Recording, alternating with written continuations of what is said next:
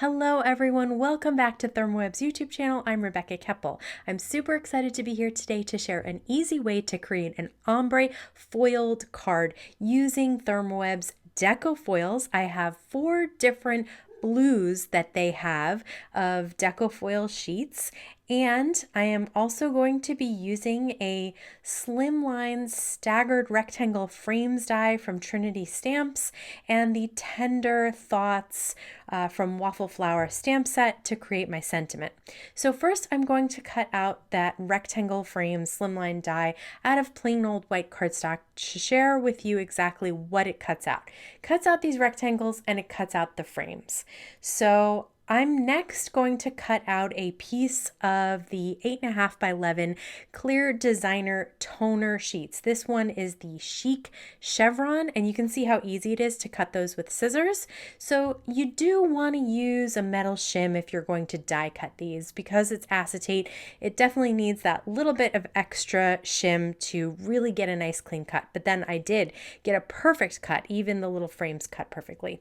I have 4 pieces of parchment paper folded in half, and I'm going to trim down a piece of each color of foil to just slightly larger than that rectangle. You can see that I am putting the silver side of the foil down onto the matte side of the clear sheet, and then I'm going to place it inside that parchment paper sandwich. I have my laminator and it has been heating up for a long time, and I'm going to put the folded edge of the sandwich inside the laminator so that it keeps everything from getting all crinkled up. With these toner sheets, I like to have a lot of heat, and I don't use a cardstock shim, and they foil perfectly.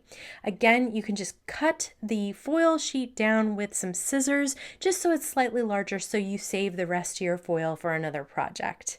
And once you do the peel and reveal, as ThermOWeb says, you get these beautiful little chevron foiled rectangles, and I have one in each color of the 4 blues that I have chosen to create my ombre background there.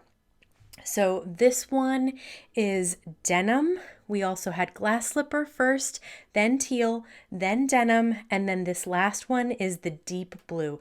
And I love all these blues. I can't tell which one I love the most because they're all so pretty. And look at how cool they look together. That's why I thought they would make a perfect ombre background. Okay, now I'm going to cut just slightly larger than the background die there so that I can cut a piece of white cardstock to create my card panel. I took one of the die cut rectangles that we cut from the very beginning, and I'm going to create an ombre stamped sentiment. So I put it in my mini MISTI. You definitely need a stamp positioner if you want to do this. It could be done with an acrylic block, I guess, if you're good at just kind of lining things up or just stamping up part of the stamp. But the way that I want to do it is I want to use these dye inks from Pinkfresh Studio. So I inked up the whole sentiment stamp there with the second to lightest ink there. And so I have the whole sentiment stamped up. Now I'm just going to stamp the bottom 2/3 with the next darker ink, and that's going to create another layer of color. And then I'm going to stamp the very bottom of the second line of the sentiment with the darkest ink. So you're going to have that color gradation from light to dark, even in just this 2-line sentiment. And I think that's kind of cool to go along with our ombre background. I put the die on the card panel, and I'm just drawing little corners so I can tell where each of these rectangles are supposed to go, because I like that staggered look and I wanted to replicate it on my card.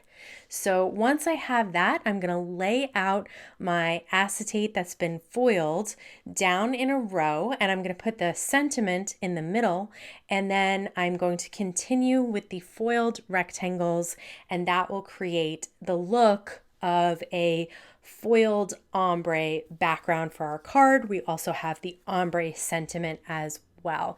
So this is a really easy way to create a look of ombre foiling.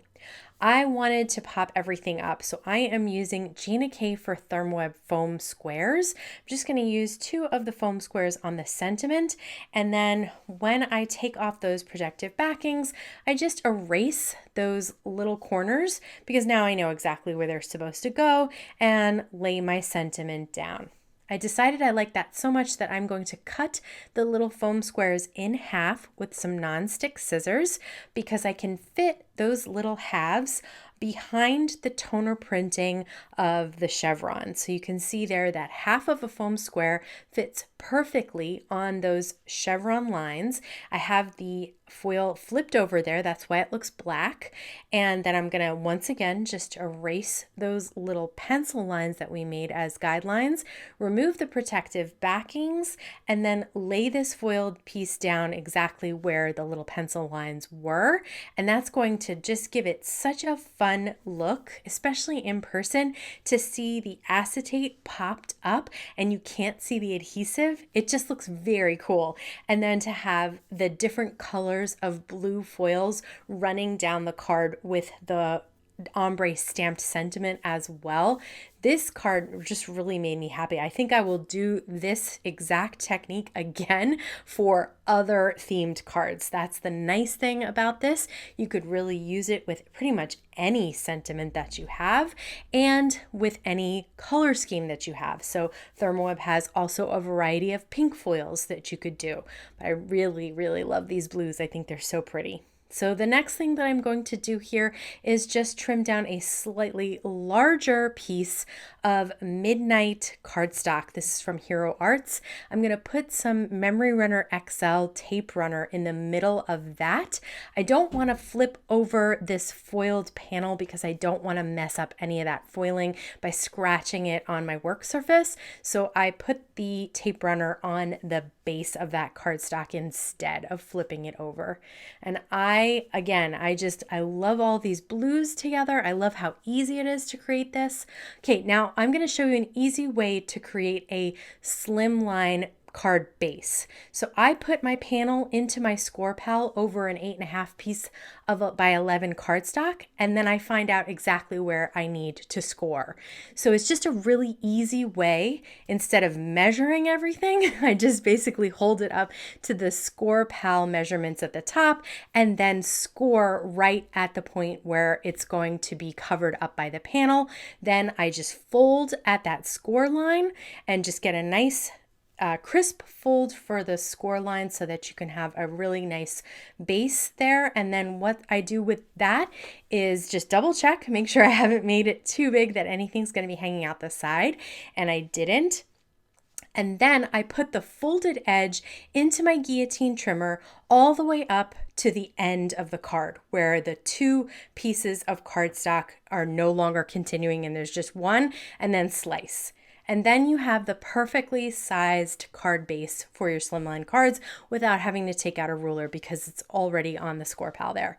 So now I'm going to use that Memory Runner XL, which is just my favorite tape runner for adhering things, especially heavy duty cardstock like this. It's nice and sticky and it keeps it stuck and adhered together.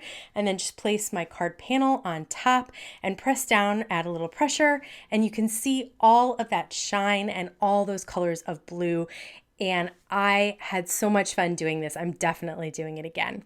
If you're interested in any of the supplies that I used today, they'll all be linked down below. I want to thank you so much for stopping by. Have a wonderful day.